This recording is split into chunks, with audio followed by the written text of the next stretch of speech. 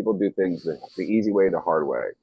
And I think that, both of us have worked on a variety of sizes of jobs too. I think that's the other big thing.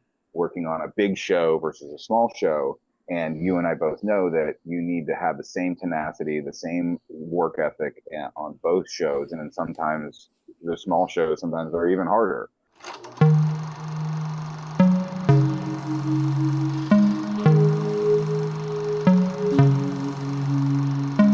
Nathan Tate, welcome to How I Shoot.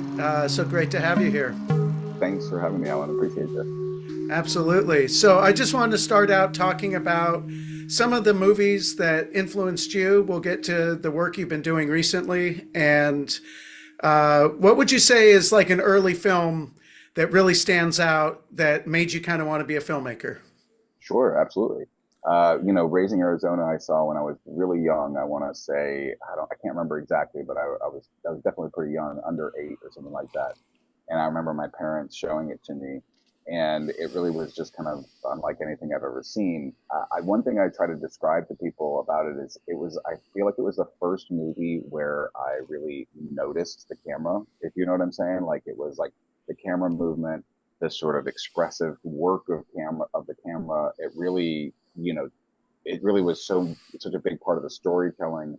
And I'd never really seen anything like that when it comes from the doggy cam footage to just like the simple like dolly across all of in the convenience stores or in the grocery store as a dolly on one side, and just like that one of those opening scenes where they go up the ladder and then they have like this crazy cut where they lift up a piece of a sheet and like have this invisible cut. So it was such an expressive film. It was also so fun and just so like of the zeitgeist. I think it was just like it was funny, but like and also I think the other big thing about that movie too, and I think one thing I love so much about the Coen brothers is that their location always is such a big character for them. And even though it was set in Arizona, not where I'm from, but it felt so accurate to a place, even though it was satirized and sort of over the top. It still felt like like that was a really accurate sort of depiction. Plus, it's just like so fun and funny, and just really, really just like I say, I think that was the movie that really made me notice the camera. I also think because it's such a humorous film, but there's so much heart in it too. And to me, it's a very sad, happy, like it's just a very emotional film, even though what you kind of remember about it is the comedy. And I think that really influenced me because as a filmmaker, I kind of don't really ever want to make anything. It's just one thing. I always like making films that have humor and emotion and a little bit of everything. So that really kind of just like set me on that journey. And because I saw it when I was so young, it just had like an indelible effect on me. So always been a big fan of the Coens, and that definitely opened up a door to watching all of their work. And I feel like they're kind of like a good entryway for art film, if that makes sense. Because there's very much like there is a very much an art to what they do, but Yeah, it's also kind of popular entertainment too, and they sit in such a great place. And later on in life, having like watched like Preston Sturges, who was like one of their major influences, it makes sense because Preston Sturges was also doing like you know comedies, but they had so much more to say too. yeah, And I think that's just something that's just really admirable. absolutely. I think also, just bringing cinematography into the storytelling is something they're just so good at. Like you said, the camera work is what you kind of stood out to you. Their lighting, they're not afraid to make a comedy look like a good-looking movie, Mm, which I think a lot of comedies are happy to just do a wide shot, medium close-up, or a two shot, and let the actors kind of play it up. But for them, the shot, the angle, the wide angle close up, those kind of things can, they really understand how to manipulate the lens and really tell the story through the lens, the lighting. You can see a film noir kind of look, especially in moments with Raising Arizona, when the John Goodman's like breaking out of prison. It's that dark, lightning, Yeah. the rainy night. They get out, they're screaming into the night, Covered uh, in mud. covered in mud. It's like a rebirth, right? It's like Yeah. a muddy rebirth. Yeah, absolutely.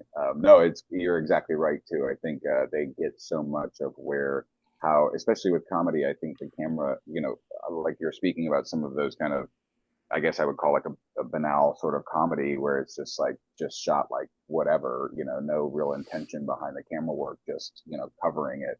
And I think they really get how the camera accentuates the humor. And I think, as a DP, we, understand that like, no, you need the reaction shot. You need this thing. This is what makes it funny. It wouldn't be as funny whenever his boss, proposes to, wife swap if they didn't have that shot where he runs right into the cactus. You know what I mean? Yeah, It wouldn't absolutely. have that punchline. And I also think about like whenever that same character gets pulled over by the cop and like they have the like dolly kind of coming in and like revealing him, talking to the cop and yeah, absolutely. There's no doubt they really know how to punctuate the humor with the camera. Yeah, and their opening film, their first film, obviously was a film noir, kind of neo noir, and so they're showing right off the bat that they know what they're doing with the camera, and they continue that throughout their whole career. Outside of a couple like not so good movies, I feel like they've consistently had a visual structure to their movies with the lighting, with Roger Deakins or with other DPs more recently, and I just feel like they really take the full filmmaking apparatus to heart when they're making a movie and sound as well, not just picture. Oh, absolutely. Yeah. Their Carter Burwell doing all of their soundtracks gives their movies a consistency as well.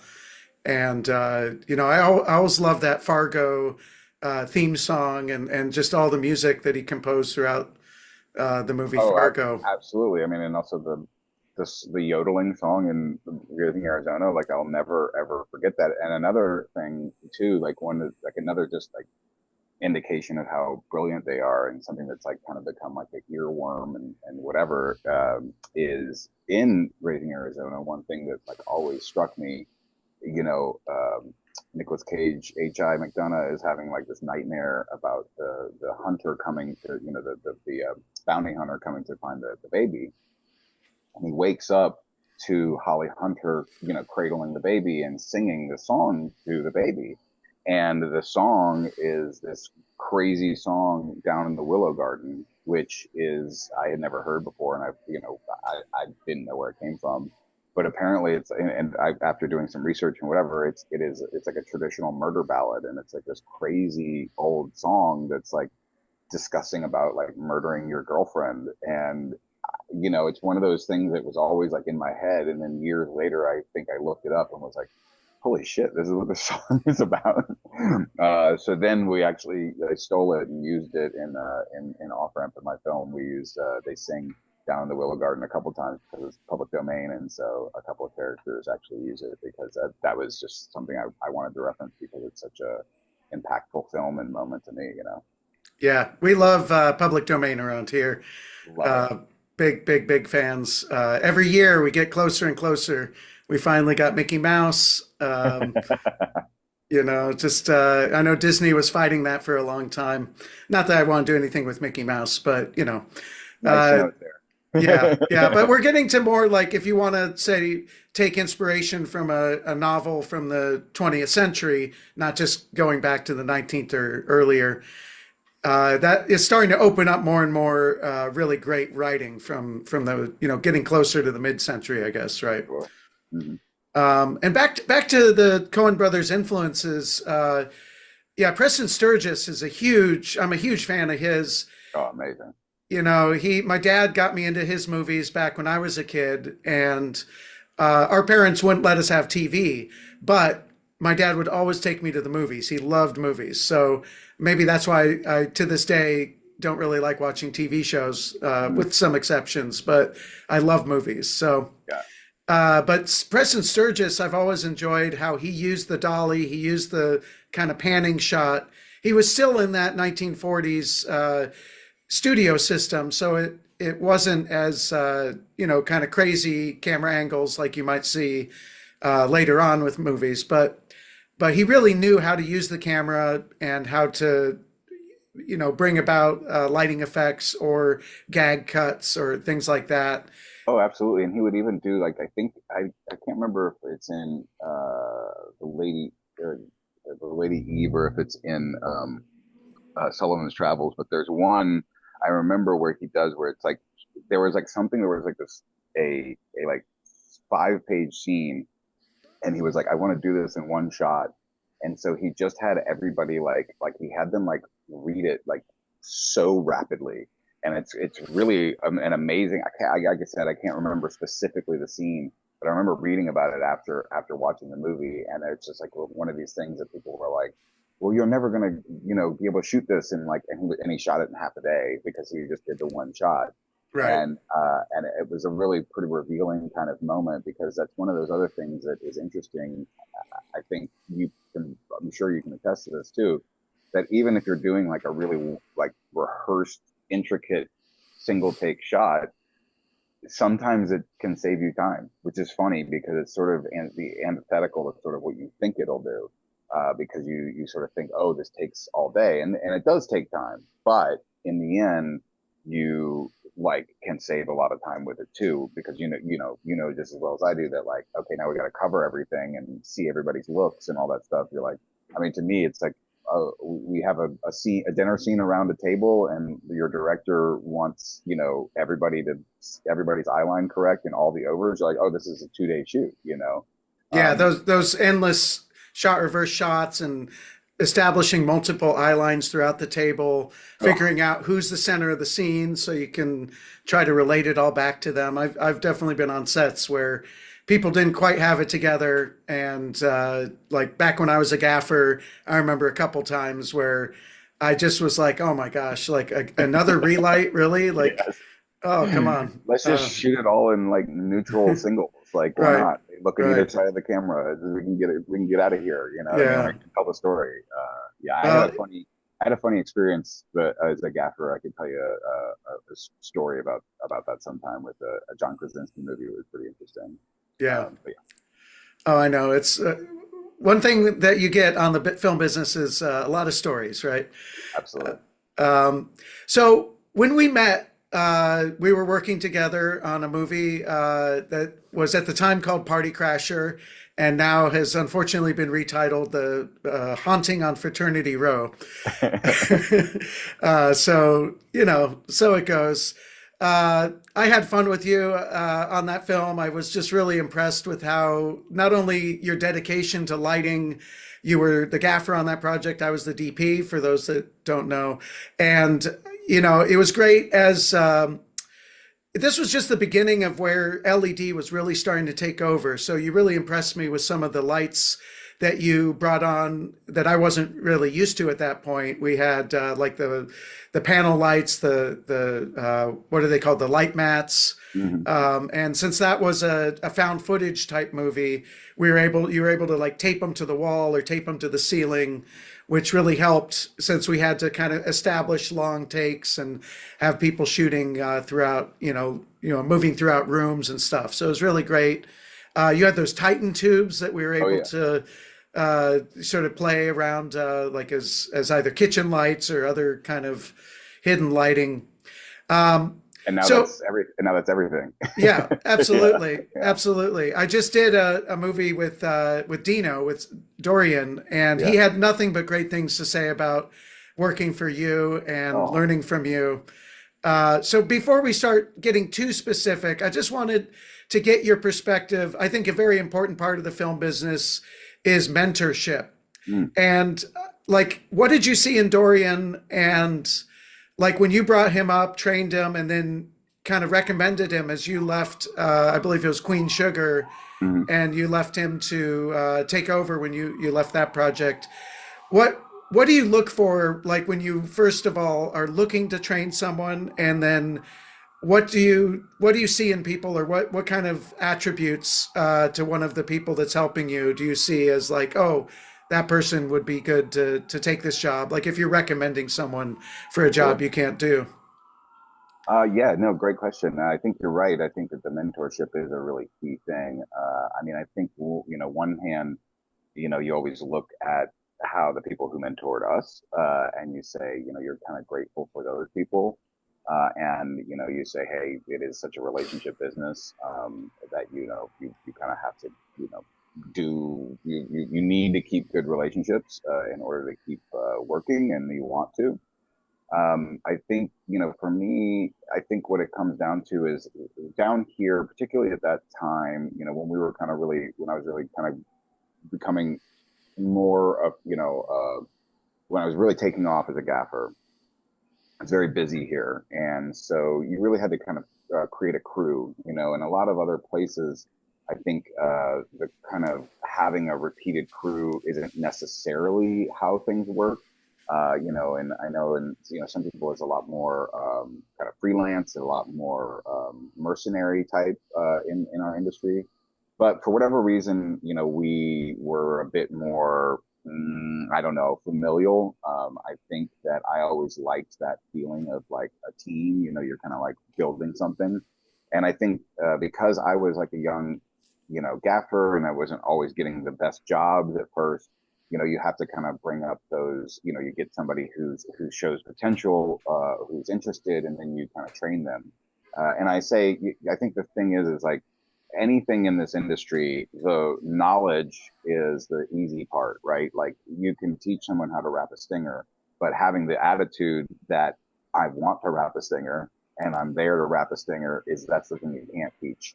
And so having people who, and I guess I've always kind of taught a little bit here and there. I've always kind of had that attitude. I like to I went to grad school as opposed to like, I didn't like just jump right into the industry.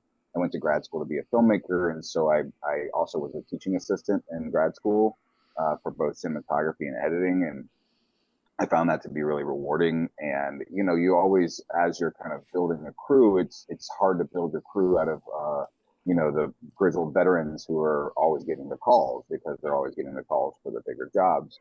So you kind of had to build something out of like a group of loyalty, people that you could kind of be loyal to and that they would be loyal to you. And so, really, I think that's kind of how it would all happen. And when you say, what is it that you look for? I mean, a couple things. One, can I stand being around this person for, 12, 14, 16, 18 hours? That's big. Uh, it's a big one. Two, it's that attitude, right? Are they problem solvers? I think in this industry, the most important quality is being a problem solver because you don't get to say no. You don't get to say no. I will not put that light there. No, I won't put the camera there.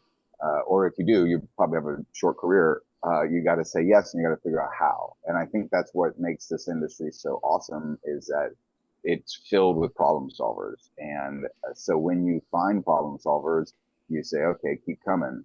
And one of the things I think, that one of the kind of jokes I used to tell my guys that I would kind of have as a thing is like I would jokingly, I'd ask them to put a light in a certain place, and then they start telling me about, the mud or the thing or how to get there. I'm like, listen, I know where the light can go. I can see it.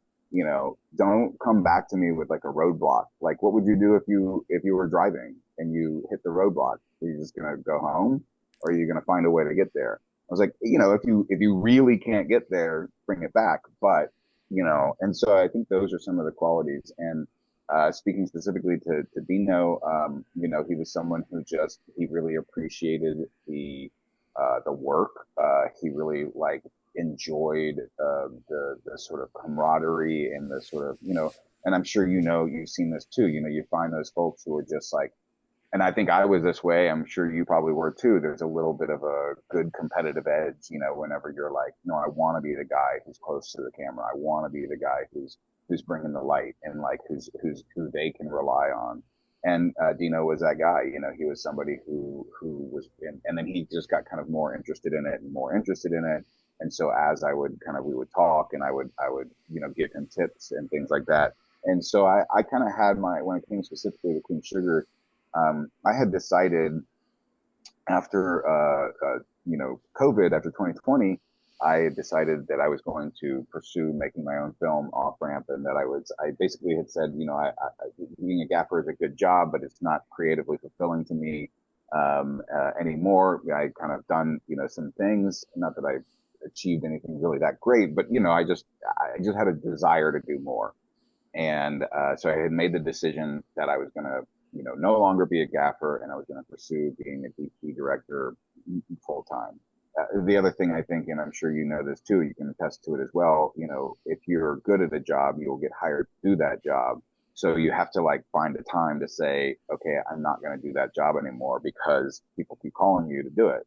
I mean, I still get calls to be a gaffer, and it's been, 3 years or 4 years since I've even done it.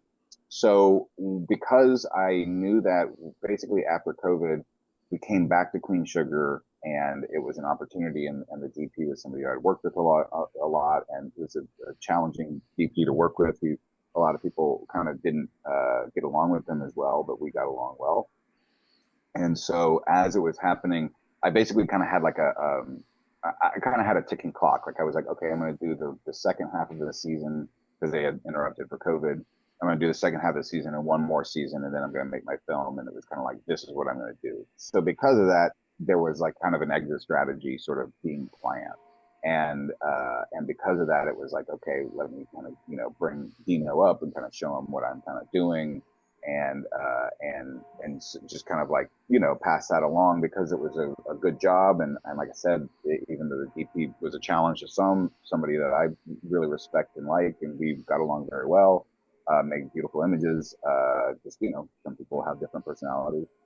So it was important to me to make sure that he was taken care of, and that he had somebody that he could trust, because there was a lot of people who he had run through a number of different other gaffers other than myself, for various reasons.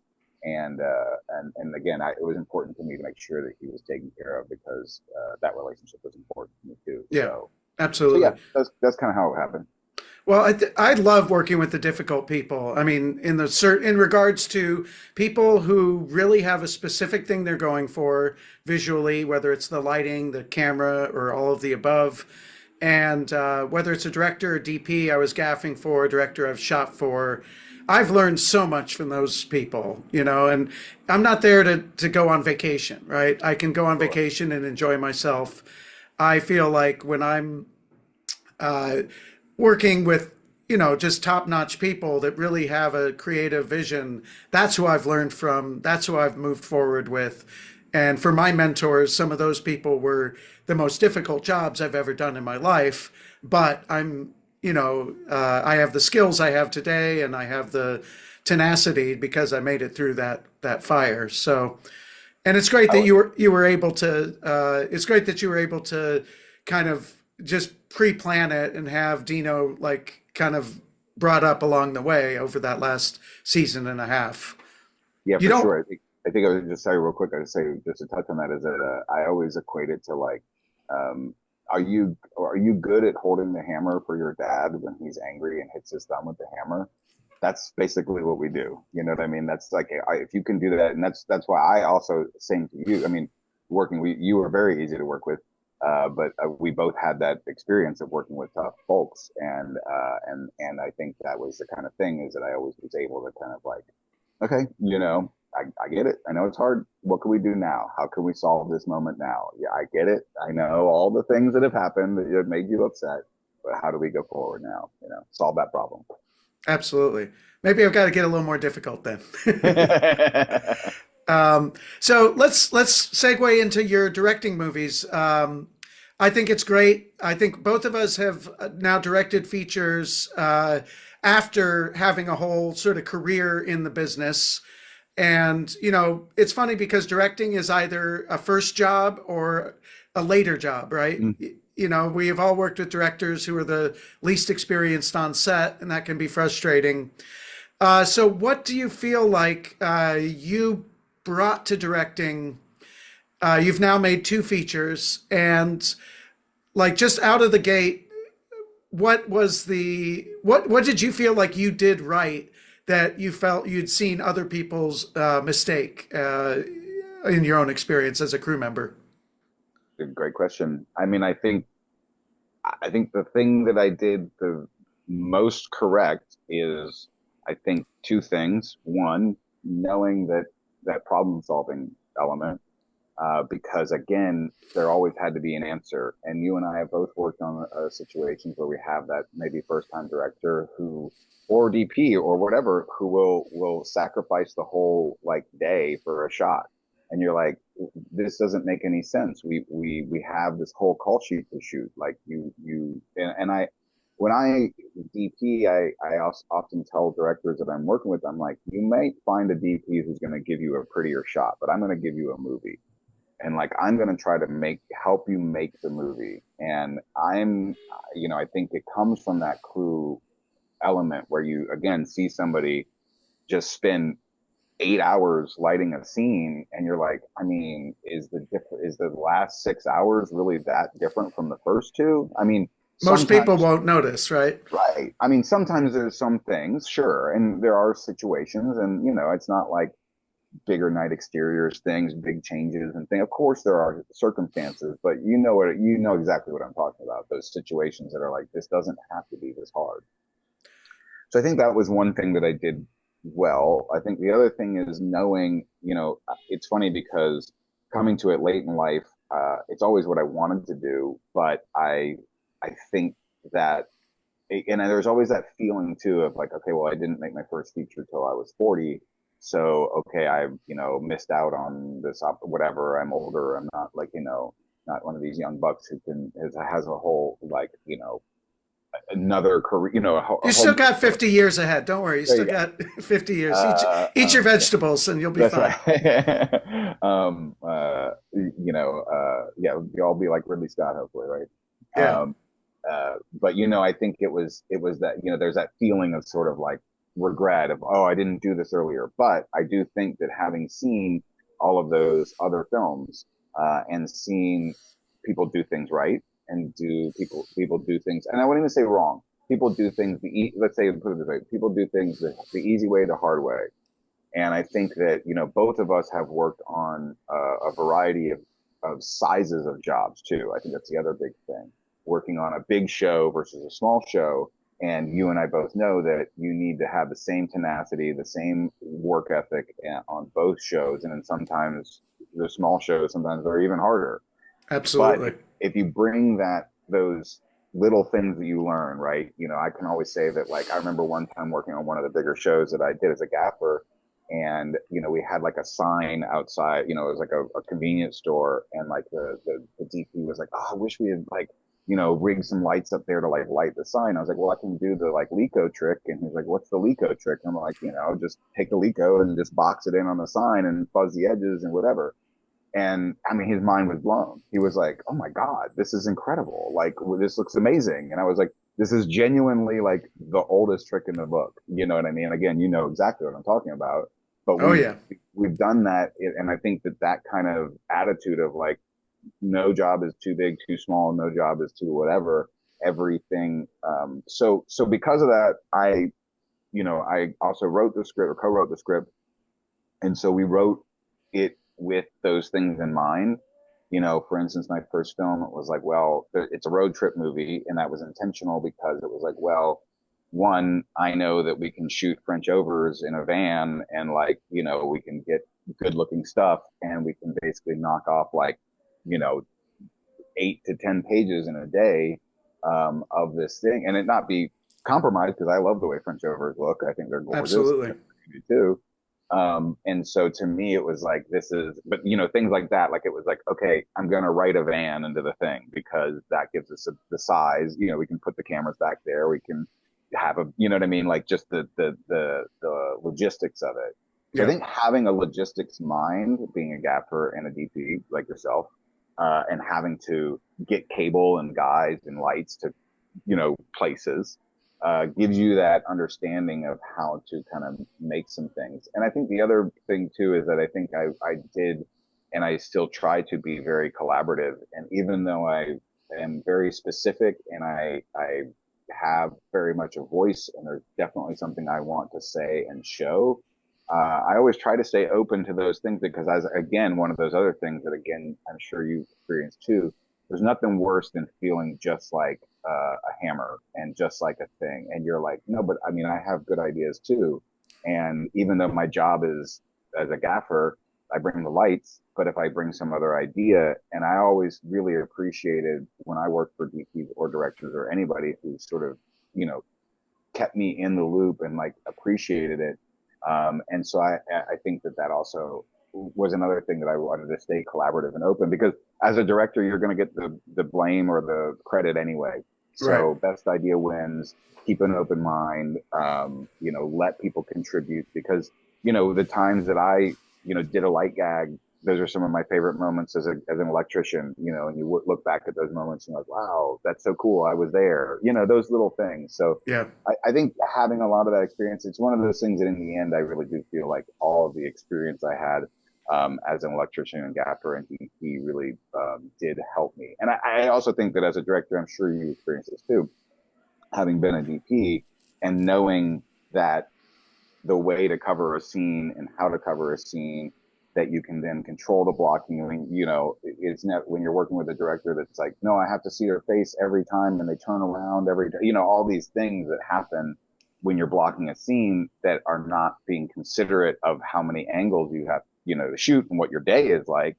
I think all of that stuff kind of like, I thought about all that stuff and you know, so I And think you've been there. You've been there. You've been working on all these different elements. Like you said, you know how to, if you can get a truck full of gear to a location, get it unpacked, have everything laid out in the right way, so when everybody shows up, the lights just turn on magically. You know, like you can run a bigger aspect of a production if you can do all those kind of things in your own department. And directing gets more and more complicated, obviously. Every department has questions for you.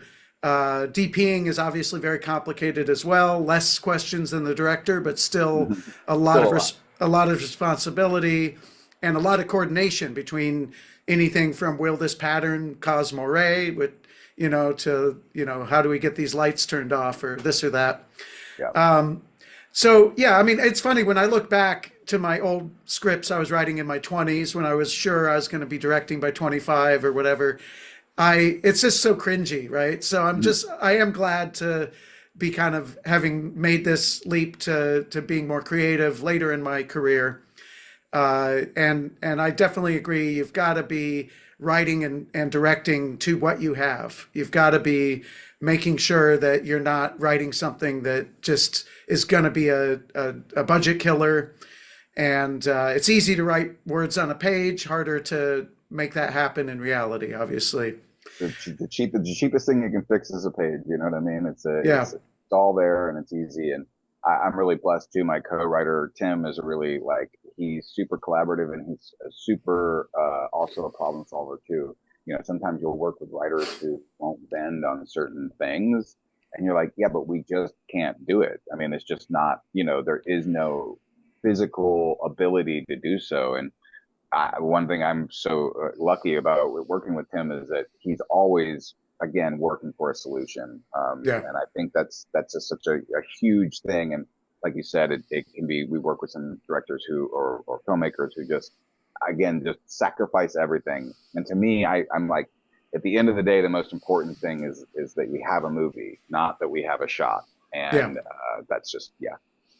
Absolutely. When I was making my film Stargazer, my mantra was coverage above all. Like, I did not want to be in a scene, and I did a oneer here or there, but I always covered it. Or actually, I had one long oneer where I actually had to cut it all out, and so I had to find a creative way to edit the scene down. But you know, for the most part, you know, I always had two cameras rolling. I always had something going on that I could cut to, because, I did not want to be a DP making his first directorial effort and be like, oh, he got one great shot. Amazing. Right. Yeah. So let's get to your latest film. So this is called Non-Player Character. And I'm just going to share the screen here so we can kind of look. There you are, directing. You got your headset on. I love that. Was that for crew communication or listening to the actors, or both? Yeah, my DP Braun Moy, he had his own set of headsets, and so occasionally, I would, and mostly it was for his team, for camera and lighting. But of course, sometimes it was just like I would just grab it, and so it would be easier to kind of cue some moments and kind of talk to him rather than kind of yelling across a certain space. Okay. So sometimes I wasn't always rocking the headset, but I did enjoy it when I had it. So it was nice. I was in the. But then sometimes I would have it, and they were like, "Wait, we need that because the gaffer needs it now." And I'm like, "Okay, oh, here you go."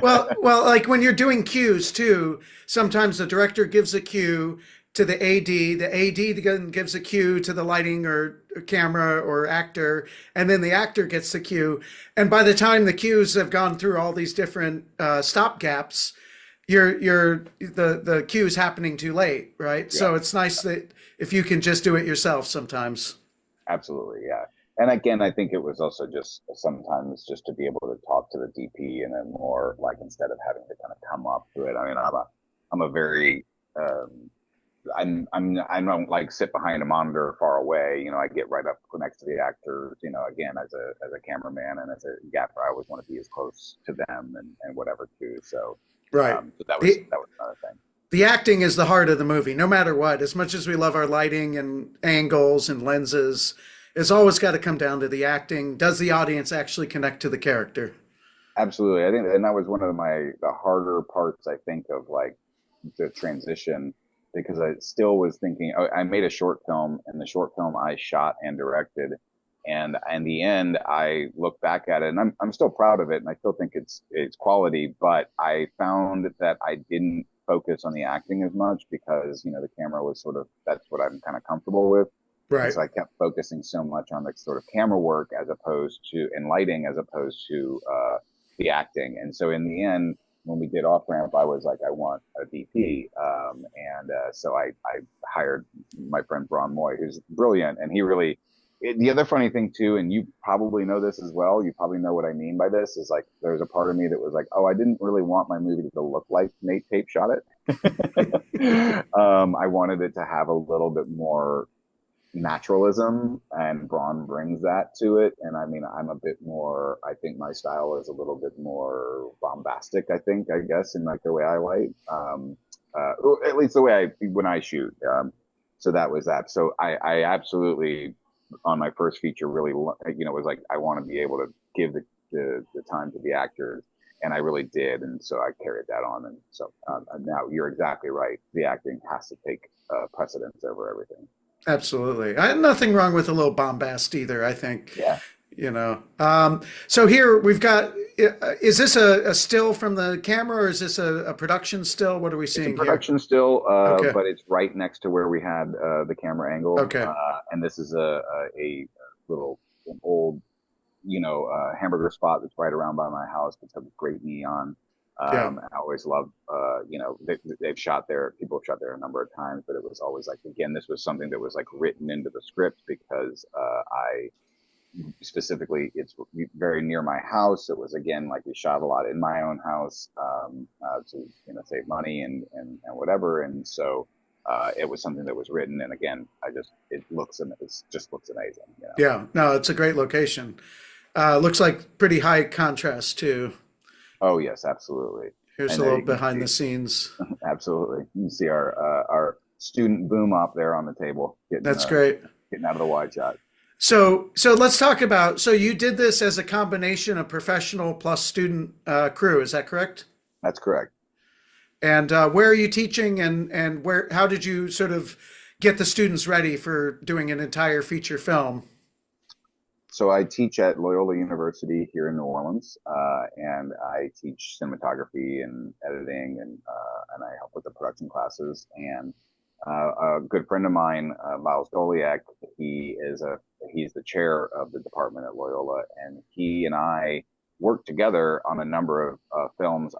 He's also an actor, and so I met him as an actor, and then I was actually on a very low budget film that I shot many years ago. And then years later, we reconnected, and he had a film, and he was looking for a DP.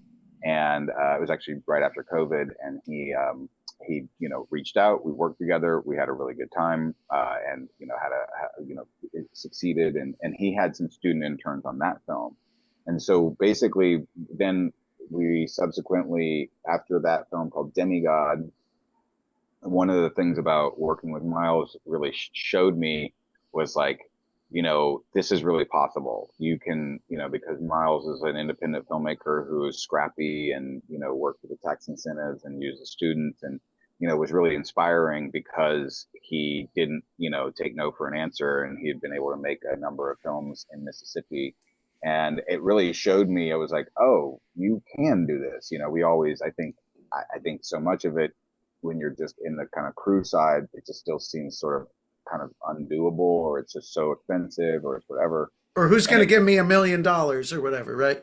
exactly. And, you know, and he did it for much less than that and found ways around it. And like, you know, and so that was really impressive. And so anyway, so we worked well together. And then, you know, he was working at Loyola and was teaching there. Then he became the chair of the department.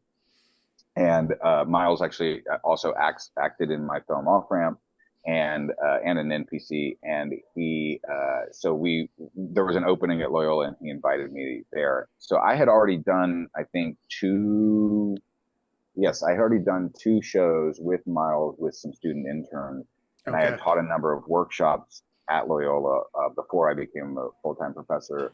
And you know, I enjoyed working with the students. They enjoyed, you know, what I brought and told them. And so it kind of was like there was an opening at the position, and so I took it. That's So great. then, yeah, it was awesome, a very organic kind of thing. And But it's great now, when sorry, real quick. I go just want ahead. to emphasize it's really great when film teachers are filmmakers. You know, like I had an amazing film teacher who, you know, spent her whole life making films. You know, I helped her with a whole bunch of them, both when I was a student and later on.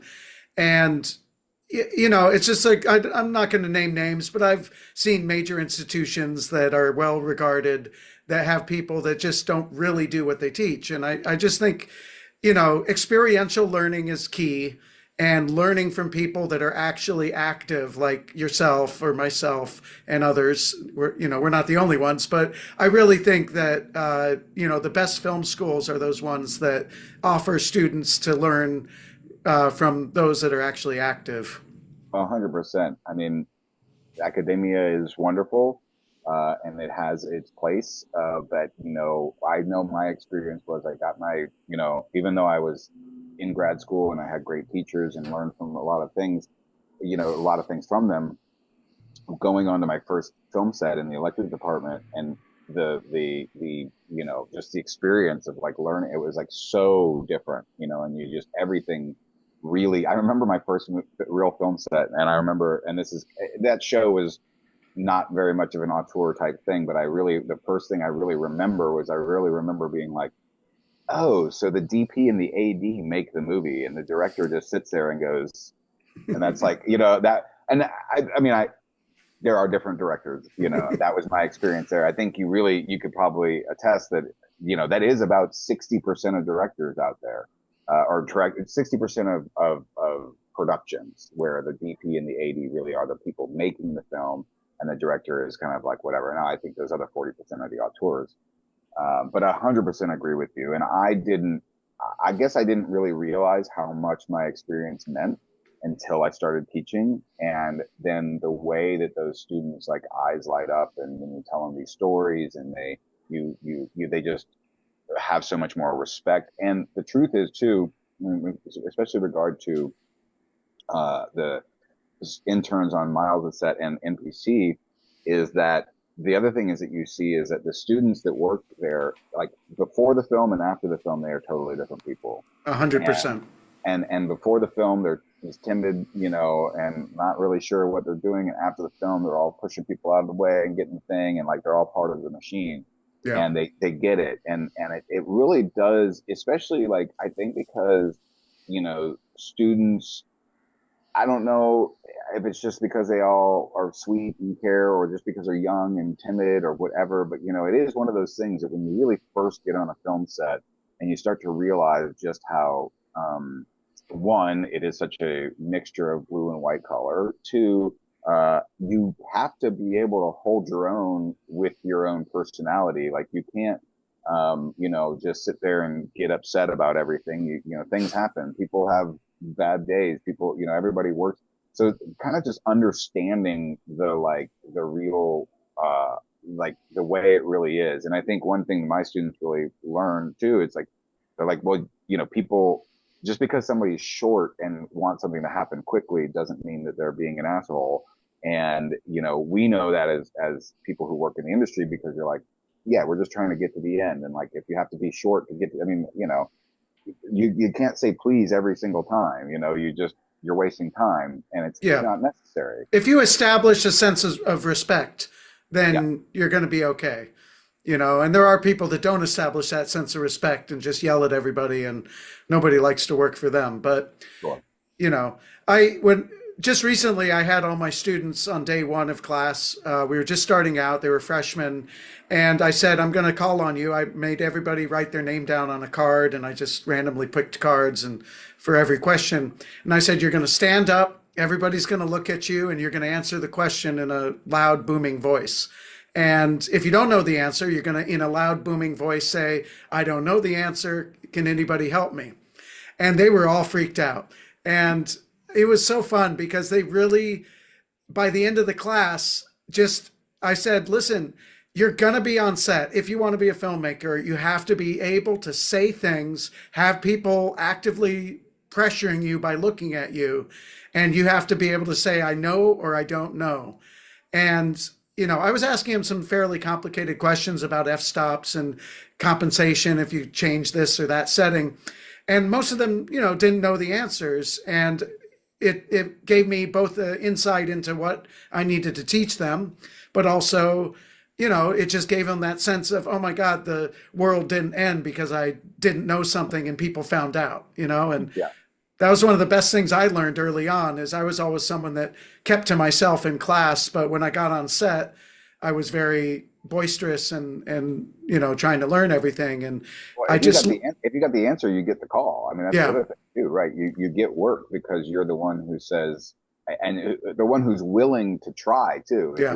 If you don't know, you're like, I don't know, but tell me and Yeah. show me so I can do it. If you're honest, if you're hiding the fact that you don't know something and you're like a new electrician, maybe you'll electrocute someone, or maybe you'll set the wires up wrong and a light will blow up, right? It's just not good, not good. Yeah. So very lucky students you have here. Yeah. Here, is this your house? That's my house. Yeah. There Oh, you can that's actually see great. there's my Juggalo friend from the Yeah. film. We put a little we didn't have a traffic cone, so All we had a right. light out in the street. So we put the parking vest on him. Or Unmissable Juggalo there. yeah, exactly. I love that you've got like a couple lights coming through the windows. In New York, sometimes we're at a disadvantage where we're shooting on a high floor and there's no, way to get a light through a window. So you got to rig it up above the window or do a little bounce or something. It's so annoying. There's really nothing better than light coming through a window the way God intended, right? It's what it is for sure. Is this the van from the Juggalo movie? It is. It's a van Okay, from Off Ramp, so we have a little bit of some Easter eggs in our nice. new film. We have a number of them. I mean, I think it's funny. People will like to say, "Oh, you've got the Nate Tape cinematic universe," and I'm like, okay, I don't know. I just think it's fun whenever you have some of those same kind of ideas and whatever. We just get to do stuff, and Yeah, I think that's the the whole film. auteur theory, right? Sure. Is you're repeating, you're finding something and honing in on it, and maybe trying different angles. Yeah. You know, So the van makes an appearance. It's still called the Hatchet Wagon. But it doesn't. It's not necessarily a Juggalo thing. It's basically our main character Hank borrows the van from another person, and it's just like we just kind of had it as a moment because we needed a vehicle, and I have my friend who does picture cars.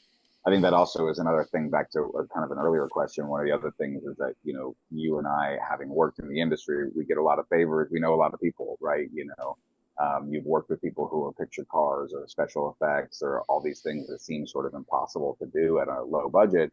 But once you start to get to know these people, and if you count them as friends and you just call up and say, hey, what can you like, you got to put some money aside, but these things are all, it's all just sitting around. So Everything's negotiable eventually, right? everything's negotiable.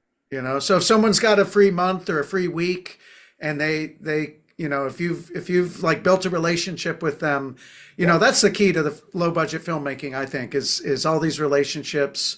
You know, 100%. Bradley Greer, who's a great colorist in New Orleans. I've done probably 7, 8 films with him over the years, and he helped me out with Stargazer. He gave me a great look to the film that we definitely could not have afforded, at a big rental, post house or something.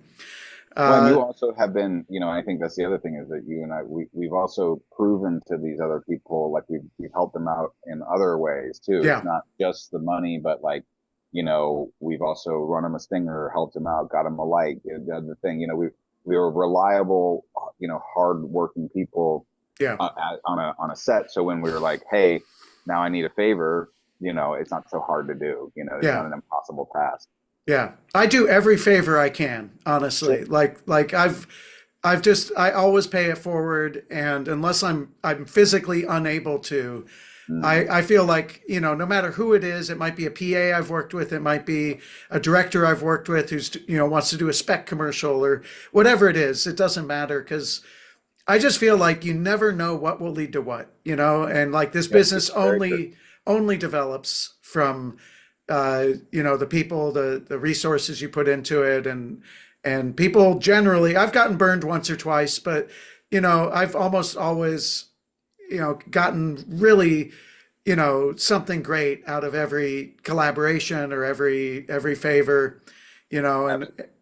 I don't know. I just think like I've worked with people that are very rigid. I don't leave the house for 500 unless $500 are up or whatever, and that's fine. Everyone has to have their own source of self respect, and but it really is, if you're trying to build yourself up, like you and I have both risen through the ranks, and you can't just go up without people blocking you. There's just no Sure. way. But I also find, you talk about that not leaving the house for a certain price. I always found that, especially as a gaffer, the people I know who would negotiate too hard for the rate, they wouldn't get it called all the time because you say, if somebody offers me money for a job, the answer is either yes or no. It's either I have the time and I want to do it and it's enough money, or it's not enough money. And if it's Right. not, I'm not gonna like beat you up over it. I'm just going to say, it's just not worth my time, but whatever. But like you said, every one of those opportunities can lead to something. And I think there is a certain amount of like, that paying it forward and just treating some other people because you remember when you were coming up and the favors that were done for you. And Yep. similarly with, making your own film. And I think having that desire to make it too. I Yeah. mean, I think No, that's it just, has to be an internal uh, kind of force pushing you forward, And I've worked with a lot of great people that are kind of okay where they are, yeah. right? Like they're a second AC and they're really great. And I've had so many, especially in the union where you make a good living, you've got your insurance, like I would love to be that way. Like Yeah. I've never ever been satisfied with where I'm at. I'm like you, where I was a gaffer, and for a number of years that was satisfying to me. I was learning lighting. I was working with all these really amazing, talented DPs, and I got a sense of artistic satisfaction. But at a certain point, it that sort of cut off. So then I'm like, okay, I need to be a DP now, or that's ultimately where I was going anyway. But there's I would love to be less ambitious in some sense. It'd Same. make a much easier life, and I'd make a I lot know more it's money probably. But my my therapist the other day asked me, she was like, can you remember a time in your life where you have been satisfied? I was that's like, where that's the meditation. You got to meditate. That'll help. a good question. Let's keep going here. All right, Yeah, I want to talk about your lead here. yeah. Um, I don't know anything about the movie. Is he the sole lead, or do you have is it a No, multiple? it is a soul lead. His name is Okay, Jared Bankins, fantastic actor, and he plays a character named Hank, who is the lead of the film. Great. I worked with him on Motion. A little shout out here to Motion in the New Orleans area, and all the crew loved Jared. They had all worked with him on various projects, so he's like one of those character actors. I feel like who gets a lot of work in the area, and so I was so happy when I saw that you had cast him as your lead, and I think he's like I did actually a little bit of. Shooting with him where the director was shooting something else and we were just getting a few pickup shots, and he's just so great to work with. He Oh, just is it's so amazing. easy, and everything he does, he just adds this little nuance to it. So why did you cast him? Like what was it about him? Did you write the role for him, or did you write the role and then realize he was the right guy for you? No, we wrote the role for him. We so Jared is also in Off Ramp, and he plays Scarecrow, the bad brother. He's kind of one of the bad guys, and his just performance was so epic and amazing, and he added so much to it, like you said. And there was such a, you know, the Scarecrow's like a shitty guy, but he, added like some real humanity to it and made it just so interesting. And so I knew that I wanted to work with Jared again in a larger role, because I just was like, well, he's just so talented, and I just really wanted to, kind of expand his role and not, Scarecrow is awesome and a big part of the movie, but I wanted kind of to do a lead.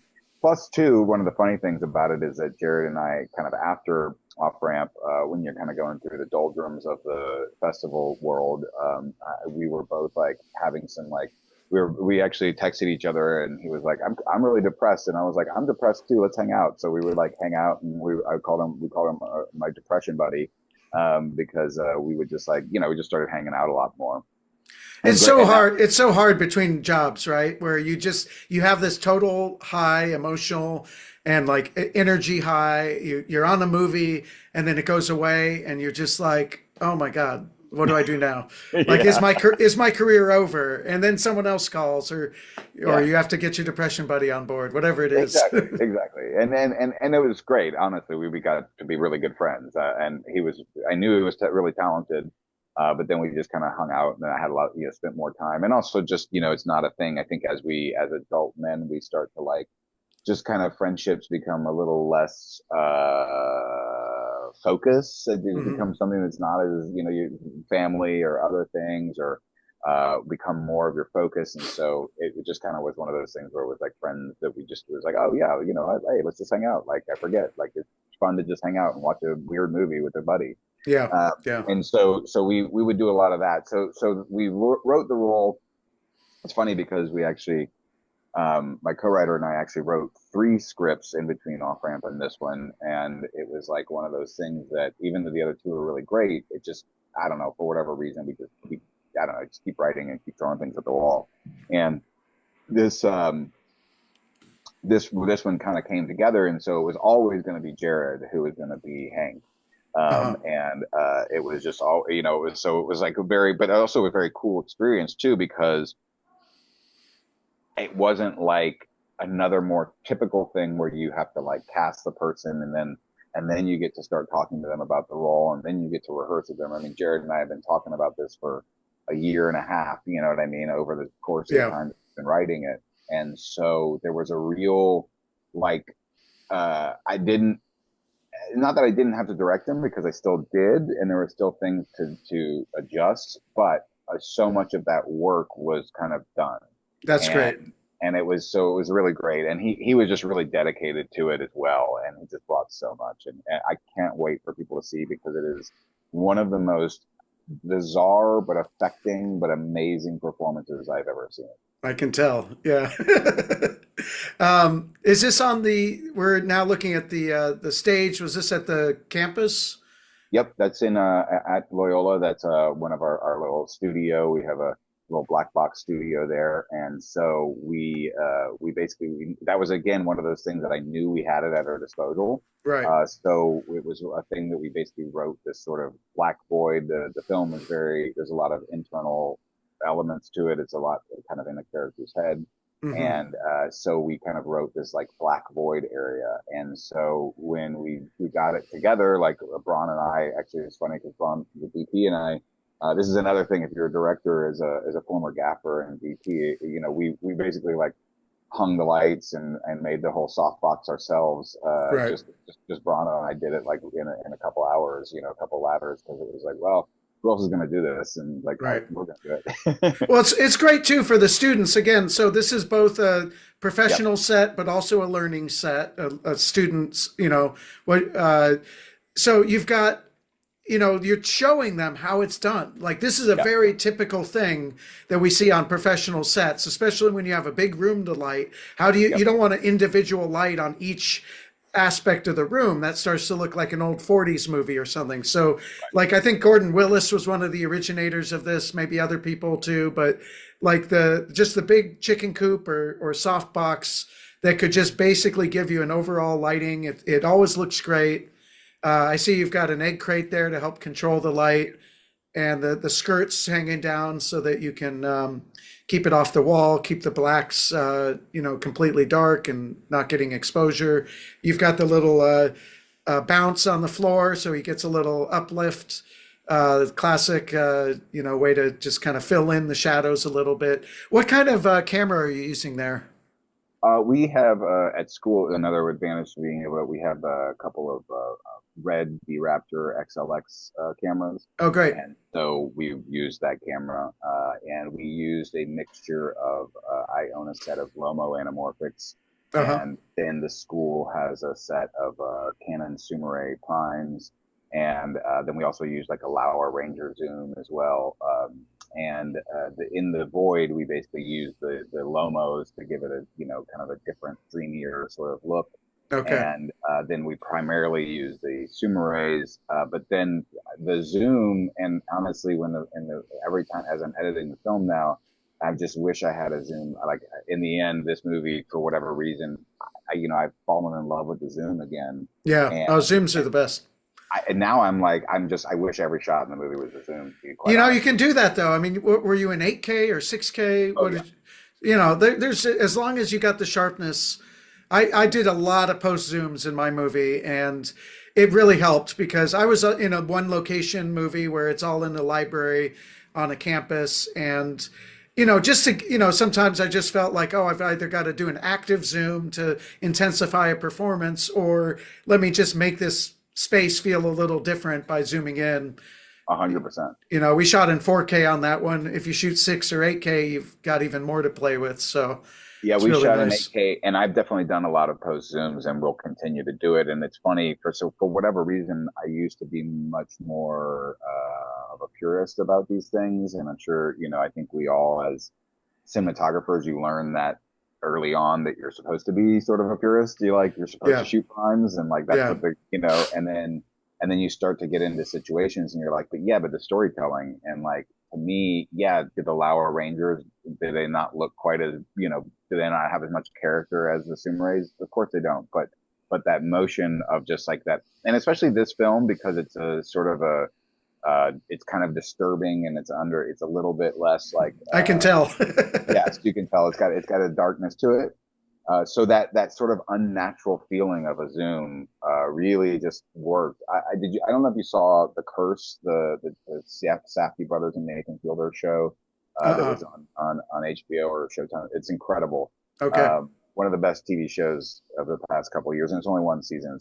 It's really more cinematic. But anyway, they use all these really creepy, super slow zooms, and Right. I was just so inspired by how it made you feel like it was something so different. And I think we've gotten so used to the dolly and the camera moving, and I'm sure you learned the same thing that for 20 years it's basically been zooms are like passe, and we don't use them only if you have to. And really, then it's like a 12-to-1, and you're only at one distance. You're only using the 12-to-1 to go full, Right. pin. And so I remember working on all these movies, and they had these zooms and they never used them. And then I think it was, again, it was like that, and like rewatching some Altman films and seeing these things, and you're like, no, this stuff is like really, there's something else. There's another feeling that comes from a zoom. Yeah. No, And it's so, more yeah, analytical than like when you dolly in on a subject, if you feel like you're walking towards them. Whereas when you zoom in on someone, it feels like you're psychically kind of like attuning to their wavelength. I agreed. I really feel like You know, and Zooms could be really cheesy, of course, and they got associated with TV because it was cheaper and quicker. Yep. So I think a lot of those things. But yeah, I agree. If you go back and look at how Altman used them, or certain other filmmakers, Kubrick, of course, was a great practitioner of the Zoom. I know. I hadn't seen it. I watched Barry Lyndon again the other day. Oh That yeah, oh yeah, incredible zoom that like it starts with these people in the background and then zooms out. It's so yeah. amazing. I'll have to share this with you. I did a whole post about a year ago where I did all the zooms from Barry Lyndon in a row. Oh wow. So I was just like, everybody talks about all the candle lighting and this and that, but no one talks about the zoom. So I wrote a whole post about that. I'll share it with you. Yeah, I Um, loved it. I think he's, just obviously such a genius. Is this one of your students here or the DP on the Uh, camera? no, yeah, that's Braun, Braun Moy, who is a DP, and Great. he's a guy. It's funny, he Braun started as an onset dresser, and Okay. actually, I worked with him a number of years, and I was a gaffer, and like on Queen Sugar, a couple other things too, but Queen Sugar was really where we got to be really close, and it was an interesting one because Braun started to express interest in being a DP. And so very like while he was still an onset dresser. So there was a lot of conversations that we had when I was a guy. And so I would kind of like tell him how I would light things. And I would kind of like, it's interesting because I kind of mentored him too. Interesting. Yeah. But then he kind of reached, he kind of stepped out on his own and started doing it himself. And he's incredibly talented and incredibly, just a very smart and talented person. And so when it was time to make off ramp, I was like, there was really only for one person I wanted to be the DP, and it was always Braun because I knew on a number of levels that one, there wouldn't be that sort of butting heads thing because we were kind of had that mentor kind of relationship already. Plus, Braun's really patient and just a really gentle soul. But also, as I said earlier, he has a real talent for like naturalism as well. And it was a really interesting thing because there would be times, especially on off ramp, less on NPC, but more on specifically on off ramp, where he would actually ask me how to light it. Like he was like, "How would you light this?" And so we would talk about it, and I would say, "Well, this is kind of what I would do," and he was like, "Oh," and then he would like take it and move on from it and kind of like build on it. But it was really collaborative. It wasn't one of those things that like I knew I could tell him, "Hey, knock this key down," and he wouldn't feel weird about it. But I also didn't want to, step. I wanted him to have his authority, and I'm really grateful for it because it was just a really excellent collaboration. And I do think that there's something really cool about that because there wasn't that need to have those sort of technical conversations. Like I understood why he was doing a thing or why he made a choice. And we kind of had a shorthand in that way. And so in the end, it was a really awesome and a really excellent collaborative effort. So it wasn't like I could very specifically say, I want to use sodium vapors in this scene because that's what I want. And it wasn't like there wasn't, an issue with it. And at the same time, he would bring some of those other things. So just a really great collaboration. And I'm lucky to have had him a second time. And I love that. we'll keep doing it as long as he'll let me. Yeah, I think building the relationship over the course of several projects always works well. Here he is again. Oh, and Yeah. you And got a little we had Dana years Dolly. before that too. Yeah, a little, of Yeah. course, little Dana Dollar, of course, on a budget. Yeah, always the low budget. And what's going on here? You got some cables. Is this We got some wires going on here. So one of the themes in the movie, it's called non-player character, and Hank is a internet content moderator, and so he, is basically like on the internet the whole time, and he watches all these like horrible videos over and over, which is a real job, by the way. Um, and he sees one video of a girl he thinks he knows, and that kind of sends him down this sort of path of like trying to find her. hmm And so one of the things that we have thematically going through the film is this like recurrence of wires. And so it was something that was written in the script, but then as we kept making the film, we kept finding more and more uses and places that wires fit in. And it sort of speaks, I think, to his sort of connection to the internet, to the thing, to the present, to hmm sort of this kind of feeling because he's just he's kind of trapped, and I think we all are, because so much of what we're talking about this film is about like modern society and how the internet has kind of created this sort of world that we like is not necessarily friendly, and is this other thing. So there's a recurrence of some wires. So this is a particular gag where we had some wires kind of coming out of a place with him. I won't ruin it either. Yeah, yeah. No, we want to see the movie.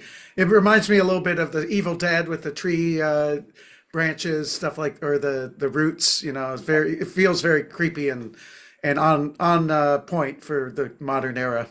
Absolutely. Unfortunately, On brand, yeah. on brand. Um, yeah, that's great. I love it when you have a theme or an idea that then on set gets utilized even more like that. I think it really means that you're onto something good, and you just have to just feel your gut instinct, go with that as you're doing that kind of thing.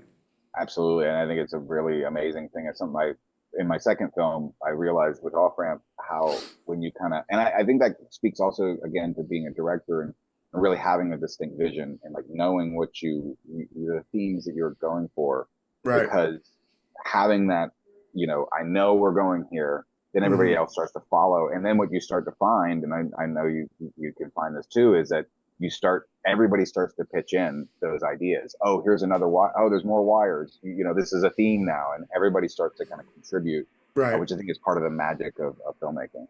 100%. And is this Jared in the mask here, or is that That's someone else? Jared in the mask. Jared Okay. is wearing the mask. There's a bit of a vigilante sort of element to the film, Okay. and he has a vigilante alter ego that is called the character's name is Burt Manley, and so that's him in his Burt Manley getup. Nice. Nice. Looks creepy. Yeah. Is this your boss here at the school? No, that's No. actually Oh, that's someone else.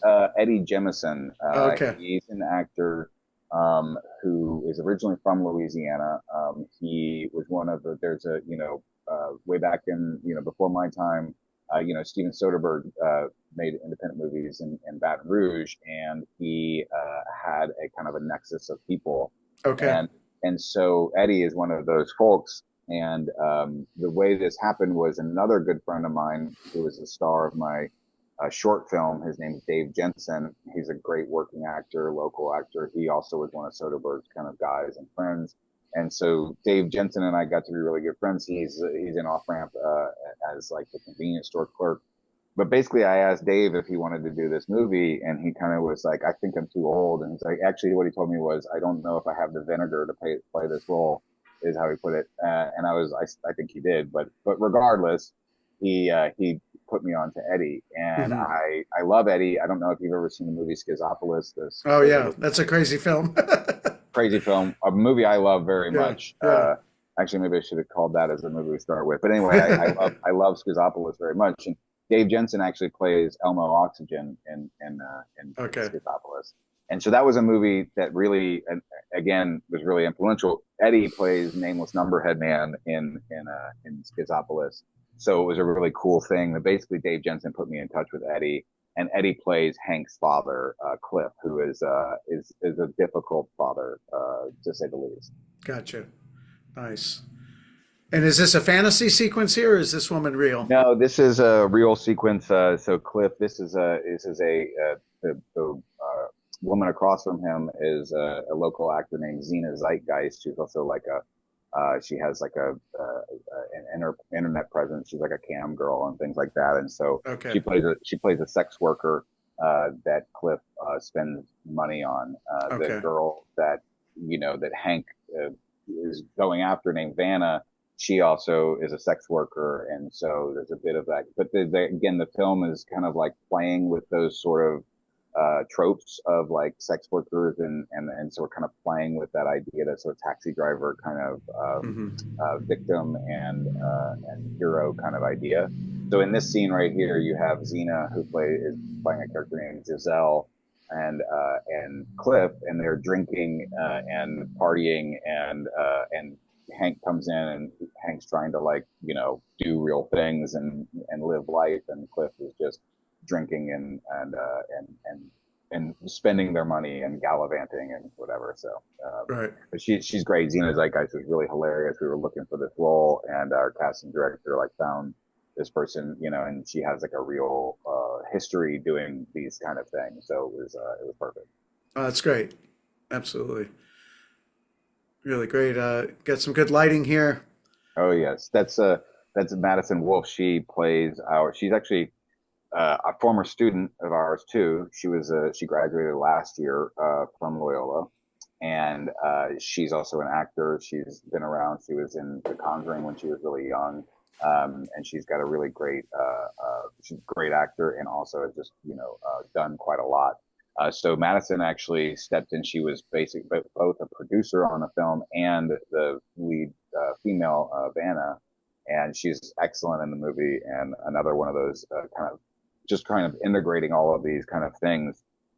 So it was we were really lucky.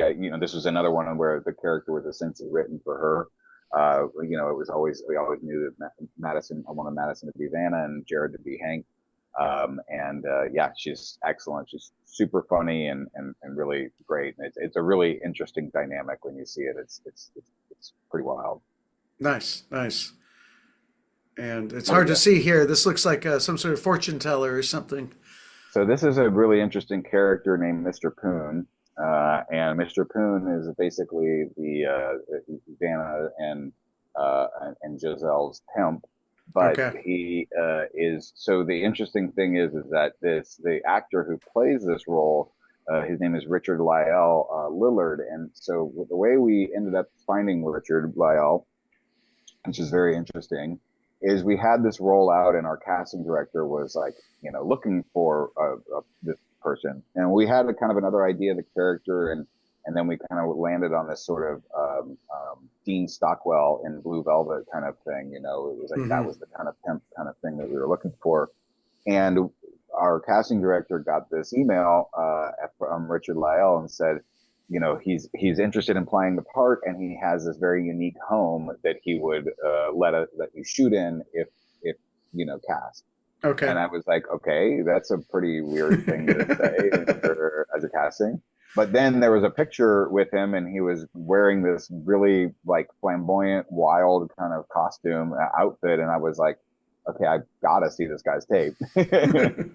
So we saw his tape, and he was excellent, and it was like kind of exactly what we were looking for. So we're actually shooting in his home there, and he has this amazing collection of antiques. His whole home is like, and so you see it. It's like production value you could never buy. It's just like this amazing home filled with like just antiques all over the place, tapestries on the wall, like old, and so it was one of these things that, it made perfect sense to he was an excellent actor and like fit the bill, and we were like wanted him for the role. B, he was offering to use his home, which is something that again, yeah, free location. You can't free great location, not just free, but it looks amazing.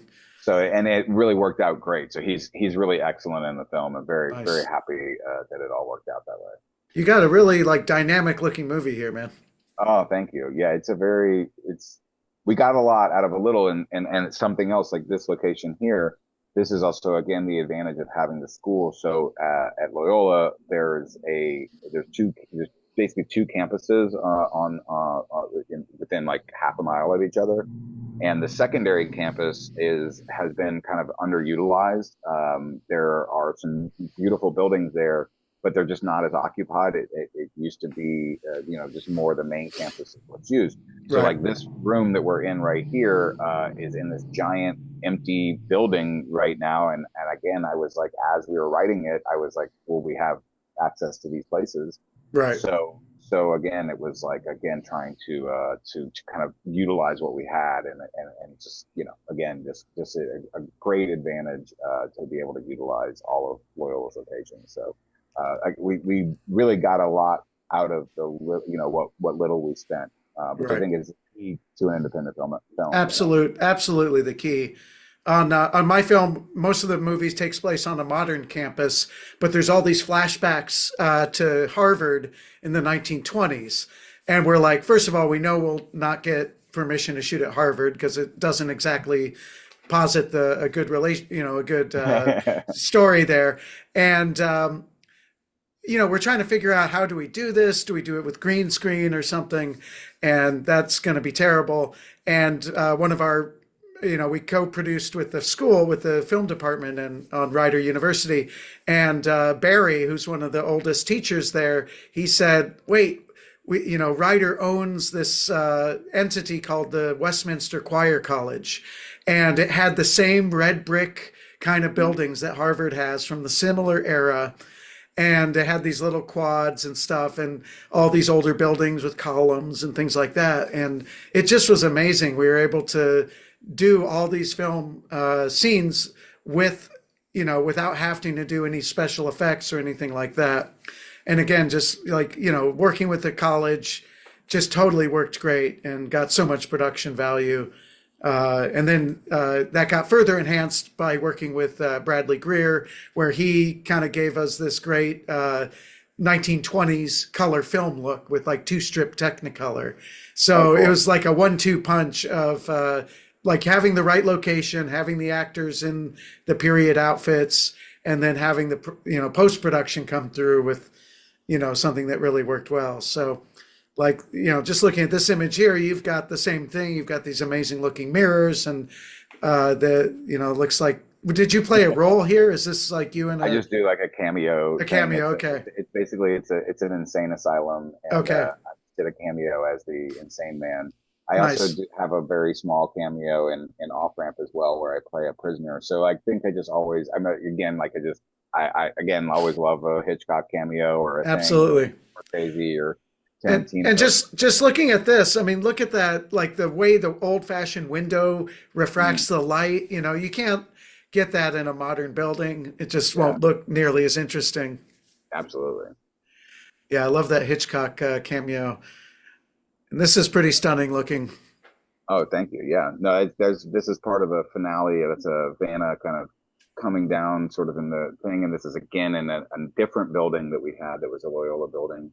And again, that was another one of the, it's again this great old building that we had access to, and beautiful staircase, and just something that I think that the film being involved in the school is an excellent thing. I'm very lucky. I think you just like what you just said, a lot of people are out to help you. Yep. And you also just don't even realize what you kind of have at your disposal. Like I just realized that a guy who, works right next to me, he does motion graphics, and it was like, okay, there's motion graphics. We started talking, and he did the, motion graphics for the opening of the Dawn of the Dead movie and Godzilla. And I'm like, well, okay, well, let's talk. Yeah, the whole new thing you could add in. Yeah, exactly. It's those things that you don't even kind of think you don't think you have those things at your disposal, but once you start making things, and I think that's the other thing too, and I'm sure you can say the same, is that, once you start down the path, people get on board, and I think that's one of the most important things about, again, having that vision. And when you're working with people on set, just getting to know them, asking them questions, what are they into? You can just look at someone, they're just in a t-shirt and don't look like, they, are thinking about great things or whatever, and you ask them a question, or just once you get to know them a little bit, you realize, oh my God, this person is some sort of genius, in terms of what they're thinking about, or the kind of art they know about, whatever it is, music. People are way more than they appear to be, obviously. So I think it's always good to keep an open mind when you're working with people and get to know them better than, just because someone's a grip or a boom op or something doesn't mean that's all they are, right? Exactly. And as two people who were former electricians, I think we understand that very much, that we were not just only electricians. Nope. And so you're exactly right to keep that open mind, and again, let it all come. And exactly, if you open your mind, you never know what you're going to find. Absolutely. And what a great opportunity for these students. I mean, just looking at these images, they definitely came out knowing a lot more about how to make a film. Now I'm sure they can apply that to their own projects coming up, and just, they have a line on their resume coming out of school. like it's so important to have experience to get a job, right? It's very hard to get that first job outside, even if you have a degree, like nobody cares. Like they want to know if you actually worked on a movie before. Oh, I mean, I remember when I walked onto my first movie set, and I said, "Oh, I went to film school." They were like, "Great, go get me a coffee," and that was like a joke. Oh, Yep. you went to film school? Get me a coffee, and it Yep. was like this constant joke of like, "Oh, you Go went to direct some traffic. Go direct some yeah, traffic. like you do the most menial thing because it doesn't mean anything." Yeah. And for so many years it kind of didn't until suddenly the opportunity came to work at a school, and then suddenly it was like, oh, do you have your master's degree? And I was like, actually I do, and they're like, oh great, now we can hire you. And I was like, okay, Right. cool, I guess finally came to use. Yeah. Oh, that useless master's degree. All right, let's go back real quick. Lastly, I just want to kind of talk about your first film, Off Ramp. So that was a total no students on this. You weren't teaching at this point. Is that correct? I wasn't teaching. We had actually, funny enough, we did actually have an intern or two that actually turned out to be one of my students at Loyola later. But I Okay. didn't at the time. I didn't really realize the real advantage to it. Again, it was like, oh, I was making my first film. I need all my favors from all the people, and I didn't really realize what the students could kind of bring to it.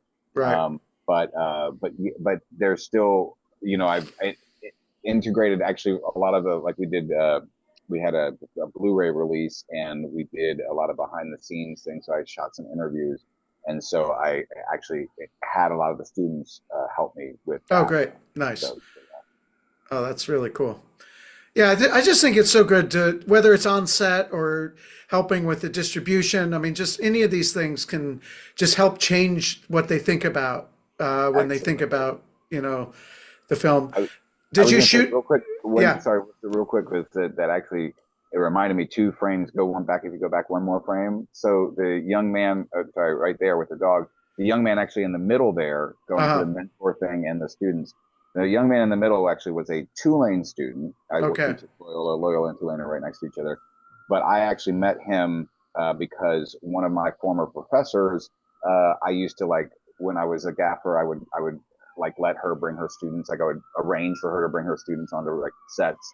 She would like reach out. Anyway, so I met this guy, Alex, and he was really interested in doing things. And so then I actually had him out as an electrician a little bit and got to know him a bit and kind of like gave him an internship as an electrician. Well, then when it came time to make my film, he was like, I really want to work on your movie and whatever. I was like, okay, great. What do you want to do? And he was like, art department. So I hired him to be art department. He was awesome and it's so great and like huge, help. He moved out to LA and is now like working with an agency or whatever. But the point is, there's still, even though it wasn't like exactly through the school, there still was that sort of element of like, here's a young person, let me come on, kid, let's go. So Yeah. No, you want to have people that want to be there, especially on your first feature, let alone any feature. But I think, definitely when you're in charge or whether I'm DPing or directing, I don't want to be dealing with people that are like sluggish and acting out or just pretending to be there, but not really. I would way rather have a kid who is happy to be there than the most experienced grip who is not happy to be there. I'm like, Yep. it's okay. I'll show you how to set the flag. It's fine. Yep. Exactly. No, I mean, it's so much of life is even offset, on set, doesn't matter. It's both about showing up, but also projecting this good attitude. Like, Yeah. I always talk to my students about that. There's so many people out there you're in competition with. So what differentiates you? Everybody knows how to set a stand at a certain point. So, Yeah. don't think so highly of yourself that you could be a jerk and, get Exactly. work. Did you do one or two cameras on this movie? We did mostly one. We would shoot a second camera when we were shooting in the van. So Okay. basically, because it was like, okay, I mean, and there were a couple of instances where we shot a second camera, but it was mostly one camera. But yes, when we're shooting in the van, for speed and ease, and especially because knowing that because we were shooting mostly French over style, most of the lighting is going to look good from anywhere back here. Right. Right. So basically, we would do two cameras in the van, and then a few specific scenes. particularly like at the end of the film, there's a big, graphic event that happens. And so we actually shot 3 cameras there where we had 2 reds and 1 black magic, and used all 3 of them because it was like it was all the biggest part of the budget was going to this special effects makeup thing. And Right. so that was something that was like, okay, let's do that. But again, some of those things that, again, another director may not have that knowledge or understanding, or they might fight for these other things. They're going to make the life harder for the DP. Instead, I'm like, no, this is how we'll do, we'll only do it when we have to. Right. Right. Oh, that's great. Yeah. Oh, there you go. What is a juggalo? What is a juggalo? So just to give us a little background to the movie. You can see it on Sure. Tubi. You can see it on Tubi now. You can see it on Tubi and Amazon Prime for free. Both Great. both on Prime and on Tubi for free. So check it out. It's called Off Ramp. 100% on Rotten Tomatoes, still holding strong with that one. We're happy about that. But yeah, so the movie it's about 2 juggalos on the way to the gathering of the juggalos. I was kind of inspired by this. I was aware of Insane Clown Posse and juggalos, and it was very much in the zeitgeist of America in like the kind of late 2000s. That I was kind of knew about it, but I didn't really know about this idea of Juggalo family love. And there's this concept of Juggalo family love, which is that if you're a Juggalo, your family, and that basically a lot of these folks may come from different backgrounds where they may not have a supportive family, and they find family within their found their friends and their found family. So I Right. was just Right. really touched by that idea, and I had this like central image that's at the end of the film, and with these 2 juggalos in the woods with this like gory thing that happened, and that image just kind of like really, I don't know, I was just obsessed with it. So we did a lot of research, met a lot of juggalos. I went to the gathering of the juggalos. I'm a juggalo now. Got to know a bunch of these folks, and made something that and it's much more than just about juggalos. That's just kind of the window dressing for the story about 2 friends, and what a real somebody has called it like a love story about a bromance. Like call it like a bromance because it's really about 2 bros being friends and like their love story. And I think that's kind of true. Hmm. But yeah, we're very proud of how it came out. And yeah, check it out. It'll make you laugh. Hopefully it'll make you cry. Hopefully it'll make you cringe. Hopefully it'll make you feel all those things. No, it's a fun movie. I gotta say, really enjoyed it myself, Thank you. and also it you just really had a fun, distinctive style, as well as the brotherly love kind of storyline. So congratulations on that. Thank you. And it's available on Tubi, uh, And the Prime. and Prime. Tubi and Prime.